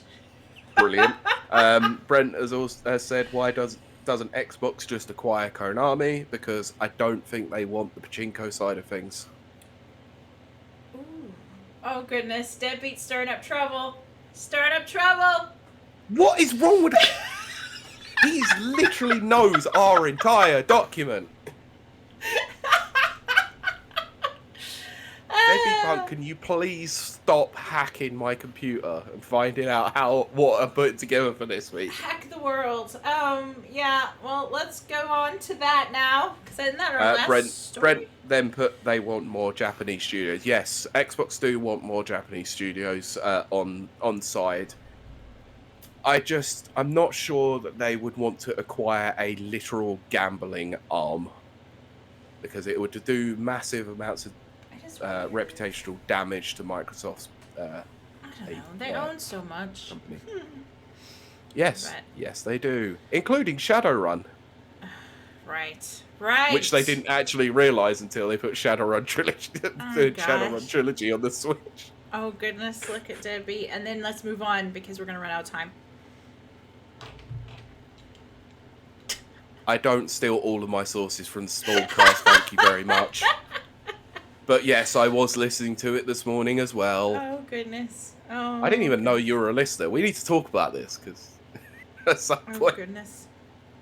But yes. Cut out the middleman. Yeah, I mean, we are the middleman, essentially. What did Brent... so they don't buy it all, no problem. Yeah, it's just... I think if Konami are going to sell off everything, then they'll sell everything. Mm-hmm. And I don't think Microsoft are going to come in and piecemeal quite bits and bobs of it, especially if they see that Konami can see that they can make a pachinko machine out of it. Right. We all know the fervor that was created by the HD assets of Metal Gear Solid 3 Snake Eater. Oh yes. Still burns my soul even to this day. Yes. Moving on. as Deadbeat Punk has so accurately, so rightly put in this chat, this is coming from Bloomberg. Developers are making games for a Nintendo 4K console that doesn't exist. At least 11 companies, including Zynga, have tools from Nintendo to make 4K Switch games. So. There's a problem with that, though.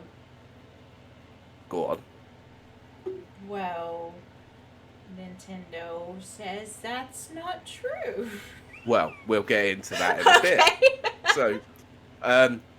So I believe this is the updated article that came out. Yes, because it was made by Takahashi Masazuki and Olga Koreff. Machizuki is very well known for his leaking of information, especially when it comes to Nintendo. Right. That's not always right, including Switch Pro rumors that came out earlier on in the year, which was actually the Switch OLED. Anyway, let's move on. Many people were surprised to learn that Nintendo Co.'s new video game console is missing a common feature of rival systems, support for high-fidelity 4K graphics. Right. Perhaps most perplexed were the numerous developers who were working on 4K games using a software toolkit provided by Nintendo. Now, as the Nintendo person on this cast, yes, I have to say this unequivocally and unabashedly, Nintendo are not chasers of the modern technology, and and haven't been since the SNES. Right. Every console they have had has been underpowered compared to the competition. Mm-hmm. Even when it was rumored that the GameCube was more powerful than everything else, that's not true. Right. It was more powerful than a PS2, but not an Xbox. Right. They aren't clout chasers. They don't go after the new hot trend, the new thing. They're more innovative, mm-hmm. You know, which is why we got things like the Wiimote and the gamepad and the hybrid console and stereoscopic 3D on a handheld that don't require glasses. Also, Virtua Boy. We don't talk about the Virtual Boy on here. Moving on. So, I'm going to carry on with the article. I just wanted to preface that by saying that as, you know, someone who's a long-time Nintendo fan. Yup. So, employees at 11 game companies said that their teams were in possession of a 4K development kit for the Switch. The companies span the globe, ranging from large publishers to small studios, and include at least one that has never made a console game before, Zynga, right? According to the employees, who asked not to be identified because they weren't authorized to discuss their projects publicly. Why do you need to tell about freaking NDAs? Yep. Everyone knows what an NDA is, for goodness sakes. It's like they are literally like talking to idiots here, and I don't understand what Bloomberg are doing. And this is the second story we've had that's had to preface this. Yep. So, anyway, moving on. The latest model with the best-selling Nintendo Switch is set to go on sale October 8th. It will sport a larger screen than the current version using OLED technology. Blah, blah, blah, blah, blah. Yeah, anyway. You're literally only saying that because you got the rumours incorrect earlier on in the year. Well done, Bloomberg. Anyway, just remember that Jason Schreier works for Bloomberg. That's all you need to know. Anyway. But a system capable of handling 4K games isn't expected to be released until later next year at the earliest. Wow, that's been revised massively from this is coming in 2022. Yup. Early 2022. People familiar with the plans have said that leaves Nintendo at a technical disadvantage to rivals. No, it doesn't. Well, it leaves them, in terms of the technology, yes, it does. But in terms of creativity and export, look at it. For an underpowered console, they've still sold nearly 100 million units at this point. I mean, they do their thing, you know? They do their own thing. I mean, I have to respect that. So I've got the Xbox there, I've got the PlayStation right on my desk here, my PS4. Like, they're powerful consoles. Right. Like, obviously, the PS5 and the Xbox Series X and S are now out, and they are very powerful consoles, capable of 4K, fast loading, SSD, all that, right? I get that. Look at the Steam Deck, right? So, yeah, Steam. Don't talk about the Ouya. No, because that was just an Android box. The Stadia. So the Steam Deck, like, obviously, originally, like, Steam had the Steam Link, and that was not very good. So what Steam have done, or Valve have done, is they've obviously looked at the rousing success of portable gaming, and they've tried to introduce a model that is more in tune with a technological giant, like the PlayStation. Right. Nintendo won't ever do that. That is true. I believe that. Yeah. They like to court third parties, but the vast majority of their output on the console is first and second party games. Animal Crossing sold over 30 million. Mario Kart is coming up to 40 million at this point. Smash Brothers is like 20 odd million, 25 million. For an underpowered console, they seem to be doing numbers, and nobody seems to care about that. Yeah, it's true. I don't understand what this whole deal with massive companies turning around and saying, we need power, we need this, no. Game developers will get creative when they don't have power on their side. So, anyway, we will talk more about the article. So, it says whose shares have soared in the last year while Nintendo's have lost 20... What? What the heck? Nintendo haven't lost 20%. What are they even talking about? Their market value keeps going up. Pete will be double checking these sources and destroying them one by one. Yeah, can you please go and check the actual stock market prices of Nintendo right about now? Thank you. Let's see. Yeah. They are... Look, if the Switch is selling like gangbusters at the moment, and on top of the fact that the Switch OLED comes out next week, with Metroid Dread coming out too, their market value is going to be higher than ever. It has fallen. Now... By how... Not by 20% though, is it? No. No. I mean, if you fudge the numbers, yes, but... Yeah, I think what they're saying is it's a disadvantage. So the other consoles, like the other market leaders, like Microsoft and Sony, their shares have gone up, whilst Nintendo's gone down. See, that's what I'm saying. If you want to play around with some numbers, you can make anything happen. But I mean, they're still doing fine. They are doing A-okay. Yeah, exactly. You just have to look at the sales numbers, not always the stock market value. Right. Deadbeat is quoting Halo in this. Oh, I know. I'm going to come back to that in a minute. Okay. So, Nintendo responded to a list of questions by saying Bloomberg's reporting is inaccurate and declined to specify which parts of the information it was referring to. That sounds like they're really peeved about that, aren't they? Yeah, I mean... They don't like being officially called out by a big company that they're creating rumors for that are going to trick their shareholders.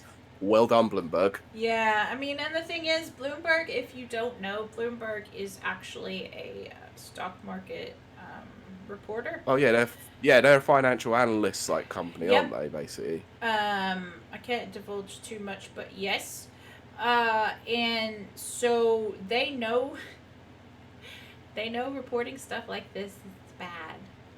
It's bad. Yeah, I know, and they're if anything, a lot. but that's the thing, is they know about this sort of thing.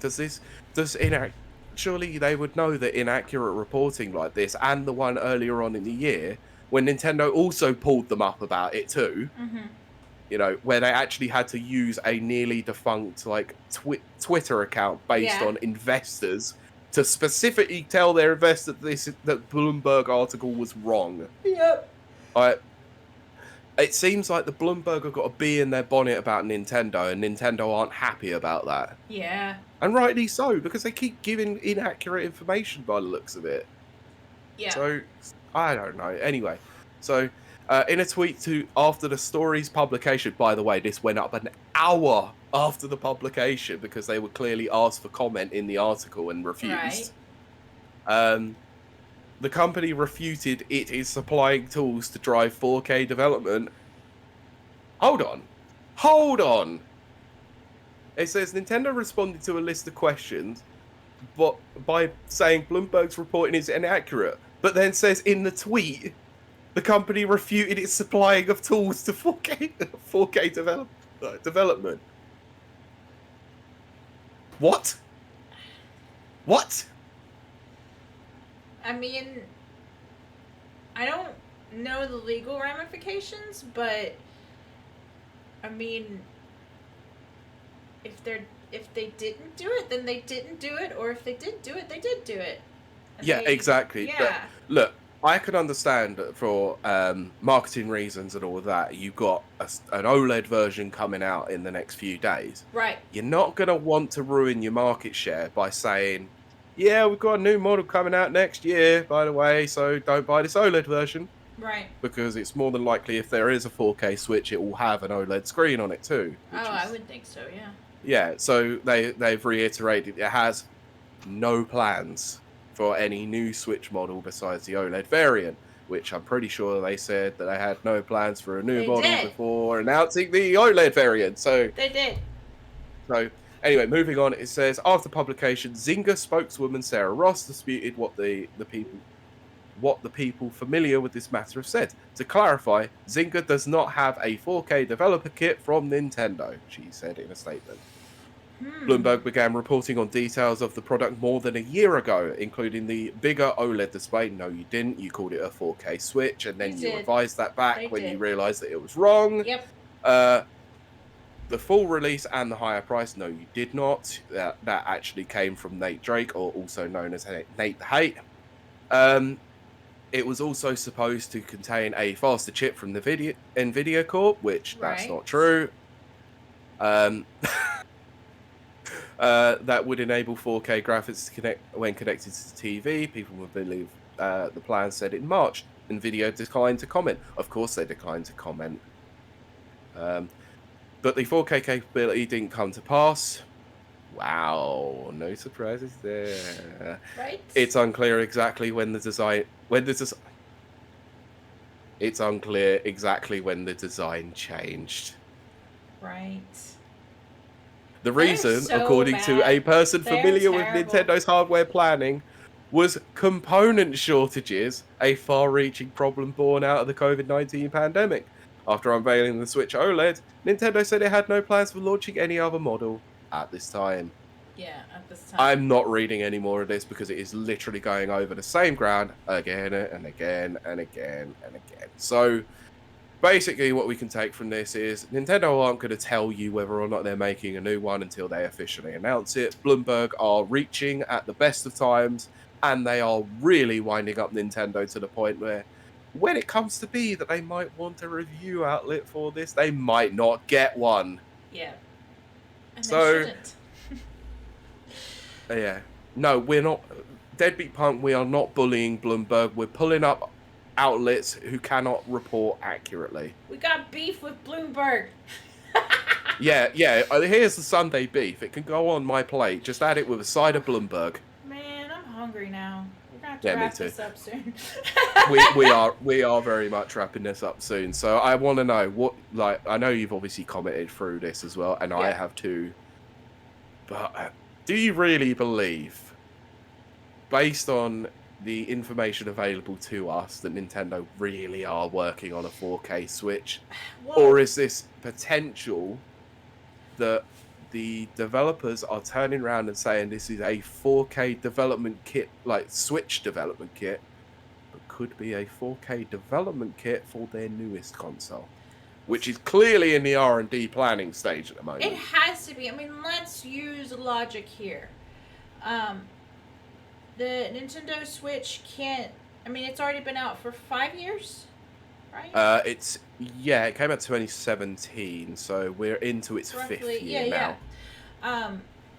And as the newer consoles come out, I mean, yes, I know there's a chip shortage, and much like what Deadbeat said in the chat, they can't, they've gone down 25% this year, sure, but that's after the year of Animal Crossing and COVID. Can't get those conditions twice in a row. That's a key point right there. they're gonna have to come out with a new console. Yeah, absolutely. Because you just otherwise, the Game Boy, the original Game Boy, would still be selling. You know what I mean? You have to. Yeah, absolutely. You have to evolution. You know, you have to keep growing. You have to get better and bigger and more technology. Sure. I'm getting tired. Bear this in mind. Yeah, bear this in mind, right? I'm pretty sure that it was Phil Spencer who came out, or someone had come out and said that the minute they release their newest console, R&D begins almost immediately on the next one. Yes. Which is why, obviously, you saw with the Xbox One how much it faltered in its first couple of years, why there was a mid-season refresh. Right. I think PlayStation only reacted to the mid-season refresh. They didn't really have any plans in mind as such, unless, obviously, they R&D'd it and was like, right, we could use this as a testing ground for the PS5's 4K capable potential. Well, it's a lot like sports, or at least the sports I've been involved in, whether it's martial arts or roller derby or freaking rowing, what I'm doing now. Yeah. You train and you work and you train and you work. You go to competition, you win. You take 2 weeks off, and then you start doing the competition for the next year. You start prepping for the competition the next year. It's the same thing in technology. You know. Oh, 100%. It never stops. You got to keep going, keep going, keep going. Yeah. Do you really think that AMD are really sitting there going, right, we've got the Ryzen chip out. Let's just leave it at that. And no. It's always continuing on. Yeah, exactly. It's an ever-growing thing. You know, that's why these big companies have huge R&D departments, because they are literally looking at the latest trends, the latest technology, and they're talking to chip makers about what they can potentially output with the next console. I mean, if you've ever looked at a teardown video between the Xbox One and the Xbox Series X, you'll notice how much R&D went into the actual streamlining of the actual making of that console. Like, from being able to access the circuit boards much more easily, and the fact that the X clamp that they have in there, holds it all together. Right. But it's so easy to take apart. Yeah. They have streamlined that teardown process in massive ways to help engineers be able to access the boards and find out the problem in a much more significantly quick time. Right. So that doesn't happen without research and development. So I don't see anything about this that sees this is definitely going to be a 4K capable Switch, because like we've said before on this would require them probably to change their entire chipset from the X1, the Tegra X1 that they're using, which is clearly not capable of 4K gaming. I was going to say, it's very obsolete at this point. I mean, it was obsolete when Nintendo even put it into their system. They've just managed to utilize it in a decent way. Yeah. So the Tegra X1 isn't going to output at 4K. No. And even the best DLSS possibilities is not going to enable this. No. Without a massive problem with performance and battery life. Yep. And the fact that it's it's essentially is a hybrid model. It's a portable console. It's a home console. Right. If you output 4K, even with DLSS, heat is going to be a problem. Right. So they would need to obviously work on the fans and the external flow issue to make sure that systems don't overheat. Right. We all know what it was like when we first got the Switch, and they were talking about the battery life for everything that was coming out. It was like, oh, look, you can only get 2.5 hours out of Breath of the Wild. Right. It's like, well, then they did that. They changed it with the newest versions by increasing the battery life in them. Yes. But they came out a couple of years later. It's like, come on, to think that they're just going to release it with nothing else included on it is just kind of ridiculous. Yeah. And I think it's such inaccurate reporting again. And the other thing that sits in mind with this is that, and I couldn't find the tweet unfortunately, because there is massive Nintendo firmware people who literally look through millions of lines of code on every firmware update. And when the Switch OLED was due to be announced, there was stuff in the code about OLED models, which was on the original Switch, which would make no sense. Right. But because it shares an operating system, it would. Now, those people have now identified that there is nothing in the line of coding at the moment about any 4K capable games. Right. So, I think this is very inaccurate once again from Bloomberg. I agree. I'm getting tired now. I know, but let's go into these comments and then we'll wrap this sucker up. So, Deadbeat Punk put beef. This story feels like a deja vu. Didn't this happen before E3? Yes, it did. Oh, right. Yeah. And then he's put GameCube had a handle. It's true. Well, there is a reason why we called it the little purple portable lunchbox. Oh, goodness.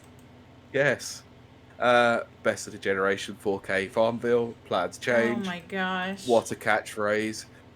And then he persists on adding a little beef into this by calling me a last gen loser again. Haha. Anyway, moving on. Gone down 25% this year, like you said.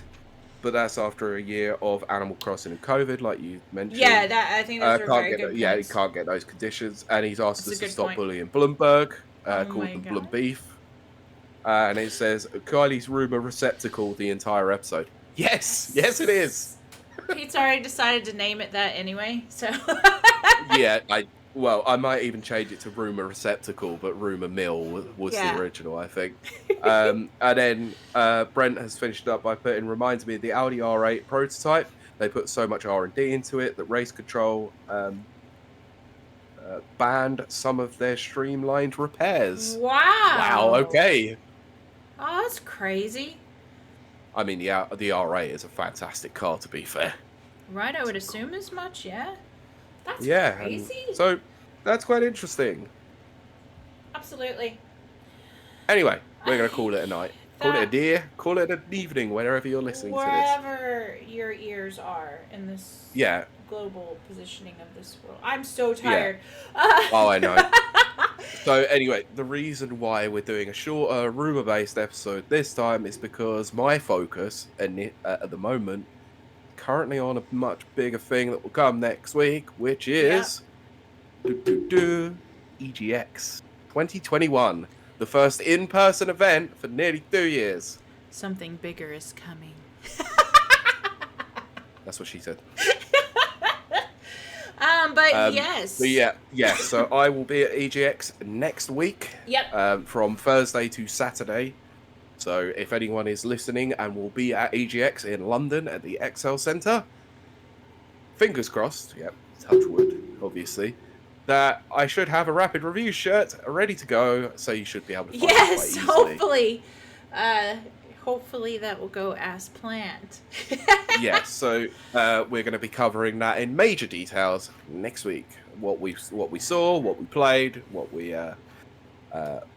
who we met, and what else was there. Obviously, I'll be covering this one with potentially a guest too. Yes. With Kylie sitting there asking questions. So get some good questions in if you want to know some more about the event. Yeah, absolutely. Yeah, I almost tagged you in it, but apparently Lawn Simulator's going to be there, Pete. So I saw that earlier, and I'm going to make sure that I play it just for you. I gotta know. And yes. Well, yeah, I've definitely got to know how to cut that grass. Okay, I think we're gonna wrap up the actual show bit because I'm just fading fast. Okay. So do you want to let everyone know where to follow you on Twitter before we go? Yes, if you want to follow my misadventures on Twitter, you can follow me at Kiley to Greet, KILAYTHGREET, where I am ranting against poverty at the moment because it's the main thing on my mind. And then, Pete, where can they find you? You can find me on Twitter, beefing with Deadbeat Punk half the time. No, I'm joking, not really. That's at Pete Beckett1, which would be CKETT and the number 1. Right. And I think that's going to do it for this week. So we will see you and talk to you next week. Bye. Goodbye. Woohoo! Wait, and this is a comment. Set on a mower controller from Deadbeat Punk. That would be kind of awesome, actually. That would be interesting. I'm going to keep my thoughts to myself. I really hope... I'm not. I really hope they don't have realistic vibration. Well, I was thinking of a Sibian. If you're familiar with what that is. Sorry, say that again. A Sibian. Now let's move on. Okay, right. Okay. But, yeah. So, yeah. I'm so tired. I'm so sorry. What is up with a pot roast? Pot roast Pete? I don't know. I like that. You need to explain further, though.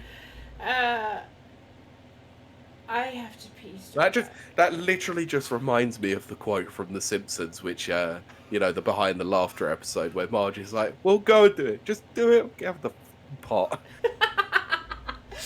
I've always wanted to try chicken and waffles. I've never got to. Oh, that sounds so good. No, one of the things that I did in America when I was at Vegas, oh my god, pancakes, bacon, maple syrup all over the top. Oh, it was absolutely glorious, apart from that crispy ass bacon that you guys call bacon. Yes. Man, I hate losing weight. Can I just be fat? Fat and happy? Oh, okay. Pot roast is beef. Oh, right. And then he proceeds to call me a prick. It's true. Look, I will admit that this little back and forth between us and Debbie is quite funny, actually. It is. I love it. I love it. We're all pricks with microphones. I love that. I did love that comment that he put. Oh, that was so funny. Yeah, it's like, I'm glad these people came on, otherwise I'd just be a prick with a microphone. You are a prick with a microphone, except you have guests on. But yes, go follow Deadbeat's thing, his little thing, his little hobby that he releases on Mondays. By the way, just so that you know, this episode goes live about half an hour before what the F do you want. There you go. I don't know if you noticed that last week, Deadbeat, but I specifically scheduled it to be before your tweet came out. Oh my gosh. Look, I released on a Sunday and you still gave me shit for it, so I don't care. Oh, Pete and his early releases. Brent, look, at least we don't schedule early releases for Patreon. Right. No, it's not happening. Gonna touch that. But Brent says, so no Friday this week. Right, it's only for a couple more weeks. And then we'll be back. It's obviously whilst you're doing your course, and I'm at EGX because I'm not actually coming home in that time. I'm actually staying up in London. Oh, yes, that's right. You are staying in London. And I really just bit off way more than I could chew. My eyes was bigger than my mental stomach because I took on like 5 million things that I shouldn't have. But they'll be all coming to a conclusion over the next few weeks, and we'll be back on our regularly scheduled programming. But we will definitely try and absolutely make sure that we get into a Friday stream again at some point. And look, I'll put it out there. Even though he wants to beef us all the time, we might look for thirds to come in and fill the gap left by quote Sweet Cheeks Kieran. No one can fill that gap. No, it won't. But we might try and get some other people on just for a laugh and see, Yeah, no, I think on Fridays it would be worth it. I like the kind of casualness of Fridays, and then having a third person. Yeah, it's quite nice, and I quite like that dynamic, and I think that's mostly how Kieran actually became a third on the show. I think so. I can't remember how the whole thing fell into play. Just hurry up and graduate, Kieran, please. Is that what you guys call it? Is it called graduating? I guess so. Okay, I don't know if it's the same or not. And yes, Brent is always available for monologues. For real though, people, go out there and see, or not see, but listen to Brent's episodes. He's a great orator. Yeah, especially the one where me and him are arguing between Undertale and Warframe. That was just great. Yeah. No, honestly, it was top fantastic. Tier. Brent is a top tier speech maker. Yeah, I've just seen that comment. Yeah, I can't say it. I can't. Debbie always says stuff that I can't bring myself to say. Yeah, well, let's just say, to put it politely, there is such a thing that you top a pie with, and that's kind of what come on, Pete. Oh, Pete. Or a chocolate eclair. No. Something goes in the middle of chocolate eclair. Don't ruin food for me. Food is all I have. I have nothing anymore. Right, let's wrap this absolute poop show up. Yes, okay. We do thank you guys for joining us in chat. And if you watch us on the VOD, drop us a line. What? Yeah, please don't put an adult rating on this on Twitch. Oh, gosh. But drop us a line, give us your feedback. Deadbeat's only allowed on Fridays on stream, not Family Sundays. And look, we didn't say it. Chad Bread said it.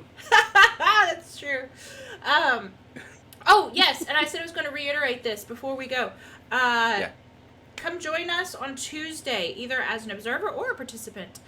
We're doing a belated birthday stream for Brent for Warframe. He's going to teach us a little bit about it because... So are you streaming it then? Yeah. If everybody's cool with that. I just assumed that I was because that's how I roll. Yeah, I'm happy to do that, so if we can get a few people in. Yeah, because I always need a new series to be obsessed with, apparently. I'm not This could kidding. be it. I played Breathage yesterday, I think for 6 hours. And if you know me, I don't do anything for 6 hours. Nope, and yet you couldn't even spare me an hour of Destiny. I fall asleep. As soon as I got home, I went... I know, and that is rare for you, considering that you're usually up until 4 a.m. Exactly. and barely sleep. So I'll let you off this time and this time only. According to this little doodad that I wear, I sleep an average of 3.5 hours. Wow, that sounds like how much sleep I got on Friday night before a round of golf.